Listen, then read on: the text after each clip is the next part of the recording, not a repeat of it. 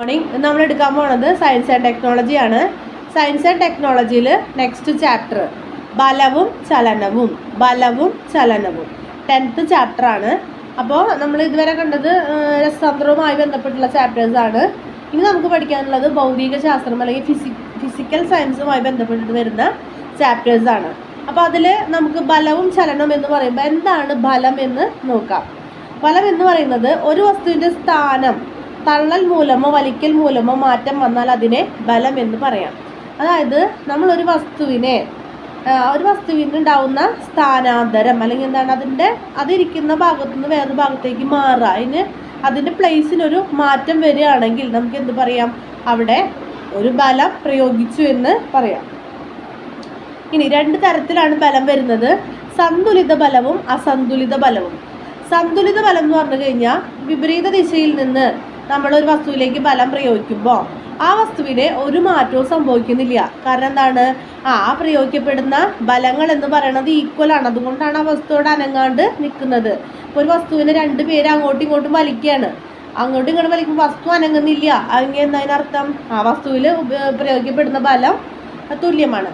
ഇനി അസന്തുലിത ബലം എന്ന് പറയുമ്പോൾ എതിർ ദിശയിൽ നിന്ന് ഒരു വസ്തുവിലേക്ക് നമ്മൾ ബലം പ്രയോഗിക്കുമ്പോൾ എവിടെയാണോ ബലം കൂടുതൽ പ്രയോഗിച്ചത് ആ ദിശയിലേക്ക് ആ വസ്തുവിനൊരു ചലനം ഉണ്ടാവാം. ഇപ്പോൾ ഫോർ എക്സാമ്പിൾ പറയുകയാണെങ്കിൽ നമ്മൾ വടംവലി, ഒരു കാര്യം 2 ദിശയിലേക്കും വലിക്കും അല്ലേ, ഒരേ സമയത്ത് വലിക്കും. എവിടേക്കാണോ കൂടുതൽ ബലം വരുന്നത് അവിടേക്ക് ആ വസ്തു മാറും. അപ്പോൾ ആ ബലം എന്ന് പറയുന്നത് എന്താണ്? അസന്തുലിത ബലമാണ്. ഇനി ബലത്തെക്കുറിച്ച് പഠിക്കുമ്പോൾ ഇതൊക്കെയാണ് ബലത്തിനെ കുറിച്ച് പറയാനുള്ളത്. ഇനി നമുക്ക് നോക്കാനുള്ളത് ചലനമാണ്. ചലനത്തെ കുറിച്ച് പറയുമ്പോൾ നമുക്ക് നോക്കാനുള്ളത് ചലന നിയമങ്ങളാണ്. നമുക്ക് 3 ചലന നിയമങ്ങളാണ് നോക്കാനുള്ളത്. ചലന നിയമങ്ങൾ ആവിഷ്കരിച്ചിട്ടുള്ളത് നമുക്കറിയാം ആരാണ്? ഐസക് ന്യൂട്ടൻ ആണ്. സർ ഐസക് ന്യൂട്ടൻ ആണ് ചലന നിയമങ്ങൾ ആവിഷ്കരിച്ചിട്ടുള്ളത്. അദ്ദേഹത്തിന് 3 ചലന നിയമങ്ങളുണ്ട്. അതിൽ 1ാം ചലന നിയമം എന്ന് പറയുന്നത് ഒരു അസന്തുലിത ബലം പ്രയോഗിക്കുന്നത് വരെ ഒരു വസ്തു ഏതവസ്ഥയിലാണോ അതേ അവസ്ഥയിൽ തന്നെ തുടരും. ഫോർ എക്സാമ്പിൾ പറയുകയാണെങ്കിൽ ഒരു വസ്തു നിശ്ചലാവസ്ഥയിലാണെങ്കിൽ ഒരു അസന്തുലിത ബലം പ്രയോഗിക്കുന്നത് വരെ അത് ആ നിശ്ചലാവസ്ഥയിൽ തന്നെ ഇരിക്കും. ഇനി ഒരു വസ്തു ചലിച്ചുകൊണ്ടിരിക്കുകയാണെങ്കിൽ അതിലേക്ക് നമ്മളൊരു അസന്തുലിത ബലം പ്രയോഗിക്കുന്നത് വരെ അത് ചലിച്ചുകൊണ്ടേയിരിക്കും. അപ്പോൾ നമ്മൾ ഉരുട്ടി വിട്ടിട്ടുള്ളൊരു പന്ത്, ആ പന്തിനെ നിർത്താനായിട്ട് നമ്മളൊന്നിങ്ങനെ പിടിക്കുന്നത് വരെ ആ പന്ത് ഇങ്ങനെ ചലിച്ചുകൊണ്ടേയിരിക്കും.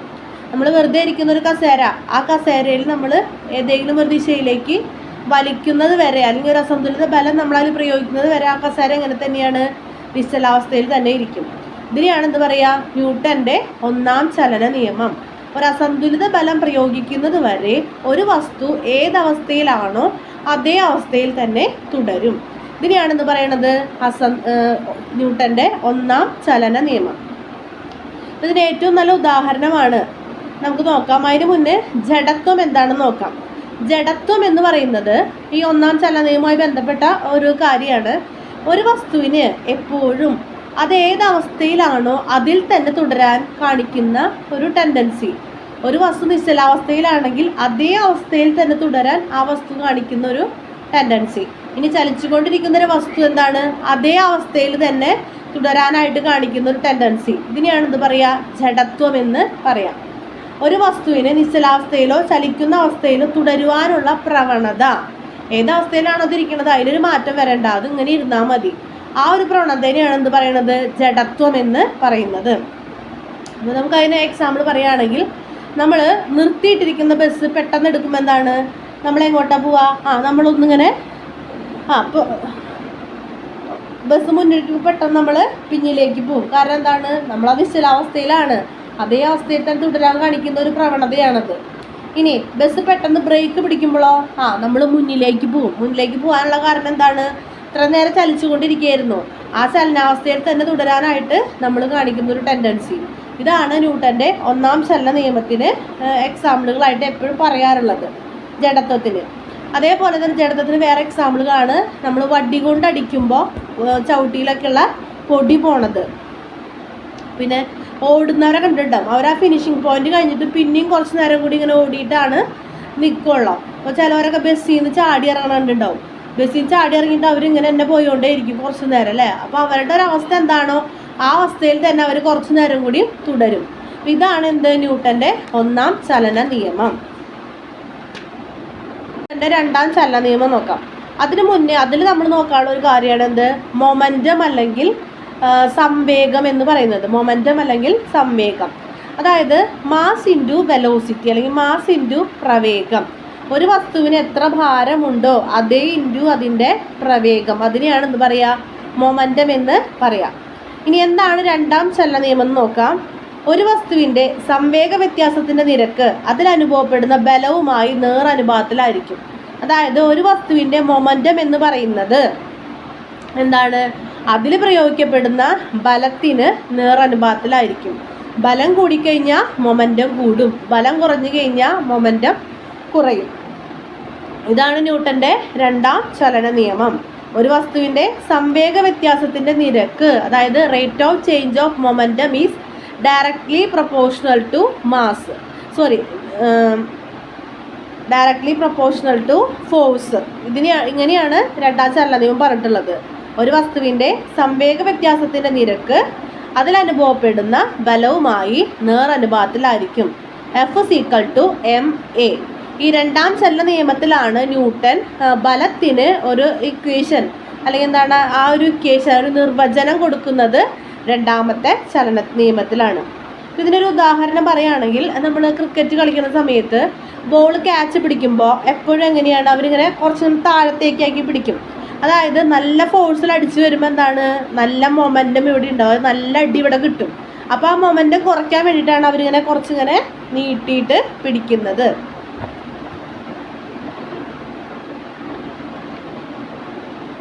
അതേപോലെ തന്നെ കരോട്ടയുള്ള ആൾ എന്താണ് ഒറ്റയ്ക്ക് കരോട്ടക്കാരിങ്ങനെ കുറേ ഇഷ്ടികകളൊക്കെ പൊട്ടിക്കുന്നുണ്ടല്ലേ, ഒരെണ്ണം പൊട്ടിയേക്കാളും ഇതിലെന്താണ് അവർ ഒരുമിച്ച് ഇങ്ങനെ ഒറ്റയ്ക്ക് അടിച്ച് പൊട്ടിക്കും. ഇതൊക്കെ എന്താണ് ന്യൂട്ടൻ്റെ രണ്ടാം ചലന നിയമമാണ്. അപ്പോൾ F=ma എന്ന് പറയാം. F എന്ന് പറയുന്നത് ബലമാണ്, M എന്ന് പറയുന്നത് മാസാണ്, A എന്ന് പറയുന്നത് ആക്സിലറേഷനാണ്. കണക്ക് ചോദിക്കാറുണ്ട്. ഒന്നുമില്ല, 3 അളവുകളുണ്ട്, അതിലേതെങ്കിലും ഒന്ന് മിസ്സാക്കിയിട്ട് നമ്മൾ ആ മിസ്സായ അളവ് ഏതാണെന്ന് ചോദിക്കും. അപ്പോൾ നമ്മൾ എന്ത് ചെയ്യുക ഇക്വേഷൻ സബ്സ്റ്റിറ്റ്യൂട്ട് ചെയ്തിട്ട് എടുത്താൽ മതി. ഇനി ന്യൂട്ടൻ്റെ മൂന്നാം ചലന നിയമം. മൂന്നാം ചലന നിയമം പറയണത് every action there is an equal and opposite reaction. നമ്മളെല്ലാവരും കേട്ടുള്ളതാണ്. Every action there is an equal and opposite reaction. എല്ലാ പ്രവർത്തനങ്ങൾക്കും തുല്യവും വിപരീതവുമായിട്ടുള്ള ഒരു പ്രതിപ്രവർത്തനം ഉണ്ടായിരിക്കും. എല്ലാ പ്രവർത്തനങ്ങൾക്കും തുല്യവും, അത് ചെയ്യുന്നതിന് അതേ തുല്യതയിലും അതേപോലെയും വിപരീതവുമായിട്ടുള്ള അതിന് ഓപ്പോസിറ്റ് ആയിട്ട് വരുന്ന ഒരു പ്രതിപ്രവർത്തനം ഉണ്ടായിരിക്കും. അടിച്ചാൽ തിരിച്ചടിക്കും എന്നൊക്കെ നമ്മൾ പറഞ്ഞ് കേട്ടിട്ടുണ്ടാവും. അപ്പോൾ അതിന് എക്സാമ്പിളുകൾ എന്ന് പറയുന്നത് റോക്കറ്റ്, ജെറ്റ്, അതിൻ്റെയൊക്കെ പ്രവർത്തനം. അപ്പോൾ അതിൽ നിന്ന് ആ ഫ്യൂവൽ ഉണ്ടല്ലോ റോക്കറ്റിലേക്ക് നിറയ്ക്കുന്നത്, അത് എത്ര ദിശയിലേക്ക് പോകുന്നു അത്രയും രീതിയിൽ എന്താണ് താഴത്തേക്ക് അതിനൊരു ബലം ഉണ്ടാവും, ഫോഴ്സ് പോകുന്നുണ്ട്. ആ പോണ ഫോഴ്സിലാണ് ഇത് മുകളിലേക്ക് പോണത്. അതുപോലെ തന്നെ വെള്ളത്തിൽ നമ്മൾ തുഴയണത്, നമുക്ക് പോകാനുള്ളത് മുന്നോട്ടാണ്, പക്ഷെ നമ്മൾ എങ്ങോട്ട് തുഴയുക ബാക്കിലേക്കാണ് തുഴയുന്നത്. ഇനി ബലൂണിലെ കാറ്റഴിച്ച് വിടുമ്പോൾ അതെന്താണ് അതിൻ്റെ വിപരീത ദിശയിൽ പോകും. പിന്നെയുള്ള നമ്മൾ എപ്പോഴും പ്രധാനപ്പെട്ടൊരു കാര്യം എന്ന് പറയുന്നത് തോക്കിൻ്റെയാണ്. അപ്പോൾ തോക്ക് നമ്മളിങ്ങനെ വെച്ച് വെടിവെക്കുമ്പോൾ എപ്പോഴും എന്താണ് ഈ തോളിനോട് ചേർത്ത് പിടിക്കണം. നമ്മൾ ചില സിനിമയിലൊക്കെ കണ്ടിട്ടുണ്ട് തോളിനോട് ചേർത്ത് പിടിക്കണം. അല്ലെങ്കിൽ എന്താണെന്ന് വെച്ച് കഴിഞ്ഞാൽ ഇവിടെ നിന്ന് അങ്ങോട്ട് പോകുമ്പോൾ ഈ തോക്ക് തിരിച്ചിങ്ങോട്ട് വരും. അപ്പോൾ നമ്മുടെ ഇവിടുത്തെ എല്ല് പൊട്ടാനുള്ള സാധ്യതയുണ്ട്. അതുകൊണ്ടാണ് ഇതിനോട് ഇങ്ങനെ ചേർത്ത് വെച്ചിട്ട് ഇങ്ങനെ തോക്ക് വെടിവെക്കുന്നത്. അപ്പോൾ ഇതൊക്കെയാണ് എന്ത് മൂന്നാമത്തെ ചലന നിയമത്തിന് എക്സാമ്പിളുകൾ. അപ്പോൾ നമുക്ക് ഈ ചാപ്റ്ററിൽ ഏറ്റവും ഇമ്പോർട്ടൻ്റ് ആയിട്ടുള്ളത് ബലം നമ്മൾ നോക്കി, എന്താണ് ബലം, സന്തുലിത ബലം, അസന്തുലിത ബലം ഇതൊക്കെ നോക്കി വെക്കുക. ചലന നിയമങ്ങൾ വളരെ ഇമ്പോർട്ടൻ്റ് ആണ്. 3 ചലന നിയമങ്ങളും ഓരോ ചലന നിയമത്തിനുള്ള എക്സാമ്പിളുകളും പഠിച്ചു വയ്ക്കണം. ഇനി അടുത്ത നമുക്ക് പഠിക്കാനുള്ളതാണ് ഘർഷണം.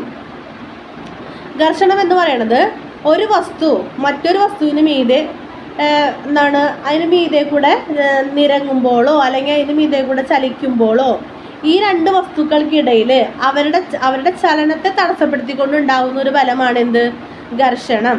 ഒരു വസ്തു മറ്റൊരു വസ്തുവിന് മീതെ കൂടെ സഞ്ചരിക്കുമ്പോൾ അല്ലെങ്കിൽ ചലിക്കുമ്പോൾ ഈ രണ്ട് വസ്തുക്കൾക്ക് ഇടയിൽ അവരുടെ ചലനത്തെ തടസ്സപ്പെടുത്തിക്കൊണ്ടുണ്ടാവുന്ന ഒരു ബലം, അതിനെയാണ് എന്ത് പറയണത്?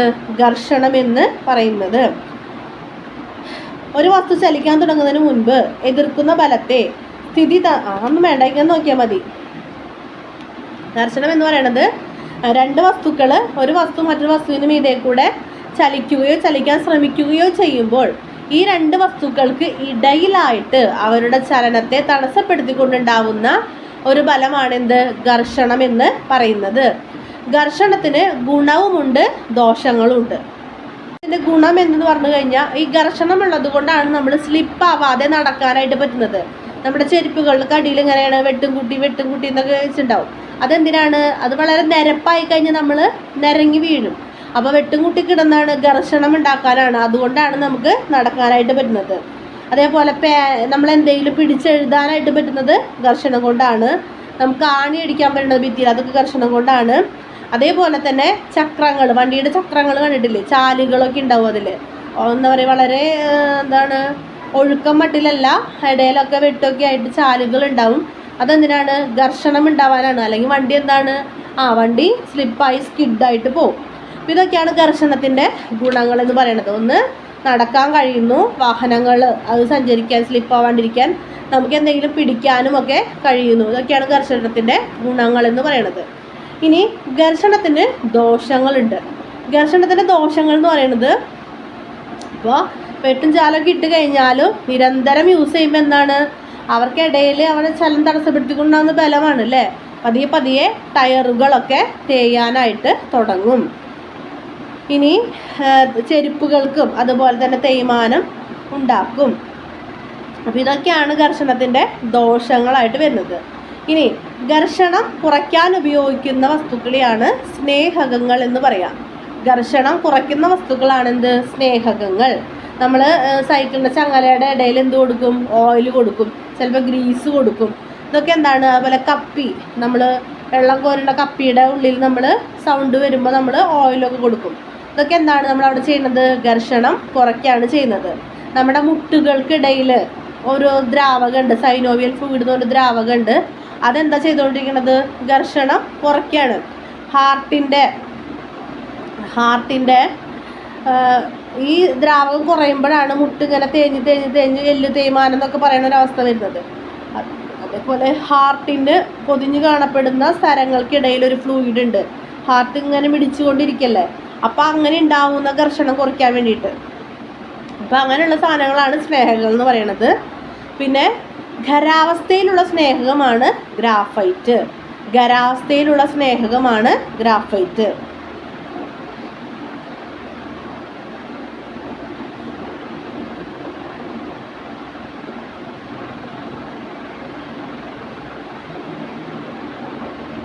നമുക്ക് നോക്കാനുള്ളത് മർദ്ദത്തിനെ കുറിച്ചാണ്. മർദ്ദം എന്ന് പറയുന്നത് ഒരു പ്രതലത്തിന് ലംബമായി പ്രവർത്തിക്കുന്ന ബലങ്ങളെ, അതായത് ഒരു പ്രതലം അതിന് ലംബമായിട്ടുണ്ടാവുന്ന ബലങ്ങളെയാണ് നമ്മൾ ത്രസ്റ്റ് എന്ന് പറയുക.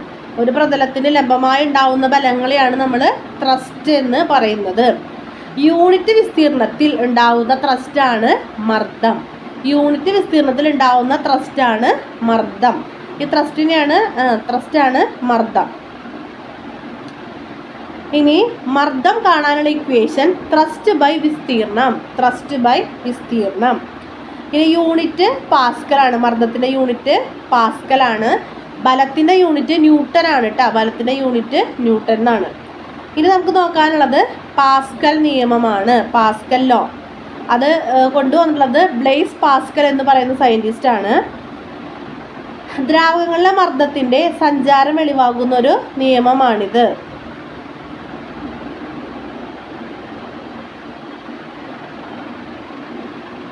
അതായത് പാസ്കൽ നിയമം പറയുന്നത് ഒരു ക്ലോസ്ഡ് കണ്ടെയ്നർ പറയുന്നത് എല്ലാ ഭാഗത്തും അടച്ചു വെച്ചിട്ടുള്ള ഒരു പാത്രം. അതിൻ്റെ ഉള്ളിൽ നമ്മൾ എവിടെ പ്രയോഗിക്കുന്ന ബലവും അതിനുള്ളിൽ ഈക്വൽ ആയിരിക്കും.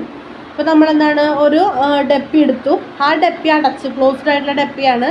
നമ്മൾ അതിനൊന്ന് ഞെക്കി കഴിഞ്ഞാൽ നമ്മൾ അവിടെ കൊടുത്ത ബലം എന്ന് പറയുന്നത് അതിൻ്റെ ഉള്ളിൽ മൊത്തം എന്താണ് ഈക്വലായിട്ട് വ്യാപിക്കും. ഇതാണ് പാസ്കൽ നിയമം. ഇനി ഈ മർദ്ദം പറയുമ്പോൾ മർദ്ദവും ബലവും തമ്മിൽ ഒരു കണക്ഷൻ പറയുന്നുണ്ട്.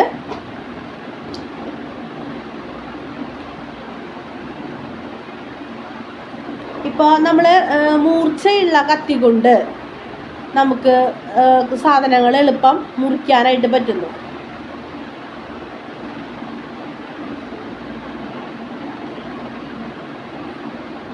മൂർച്ചയുള്ള കത്തി കൊണ്ട് സാധനങ്ങൾ മുറിക്കാനായിട്ട് പറ്റുന്നു. അപ്പോൾ അവിടുത്തെ പ്രതല വിസ്തീർണം കുറവാണ്, അതുകൊണ്ടാണ് അവിടെ മുറിക്കാനായിട്ട് പറ്റുന്നത്.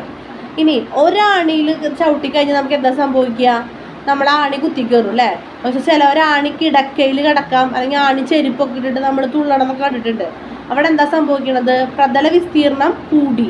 ഒരാണിയാകുമ്പോൾ പ്രതല വിസ്തീർണം കുറഞ്ഞു, അപ്പം മർദ്ദം കൂടും. പ്രതല വിസ്തീർണം കുറഞ്ഞു കഴിഞ്ഞാൽ മർദ്ദം കൂടും.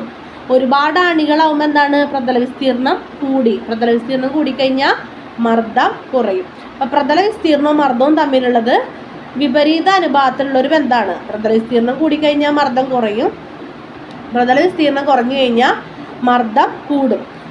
നമ്മൾ ആണിയുടെ കേസ് എപ്പോഴും ചോദിക്കാറുണ്ട് കേട്ടോ. ഒരാൾക്ക് എന്താണ്? ആണി കിടക്കയിൽ കിടക്കാനായിട്ട് കഴിയുന്നു. എന്തുകൊണ്ടാണ്? അവിടെ പ്രതല വിസ്തീർണം കൂടുതലാണ്. പക്ഷെ എന്നാൽ എന്താണ്? ഒരാണിയിൽ ചവിട്ടുമ്പോൾ നമ്മൾ കാല് തുളഞ്ഞു പോകുന്നു. എന്തുകൊണ്ടാണ്? അവിടെ പ്രതല വിസ്തീർണം കുറവാണ്, അതുകൊണ്ട് അവിടെ മർദ്ദം കൂടുതലായിരിക്കും. അപ്പോൾ ഇതാണ് നമുക്ക് ഈ ചാപ്റ്ററിൽ പഠിക്കാനുള്ള കുറച്ച് കാര്യങ്ങളുള്ളൂ. അപ്പോൾ അതും മനസ്സിലാക്കി വ്യക്തമായിട്ട് പഠിക്കാം. Thank you.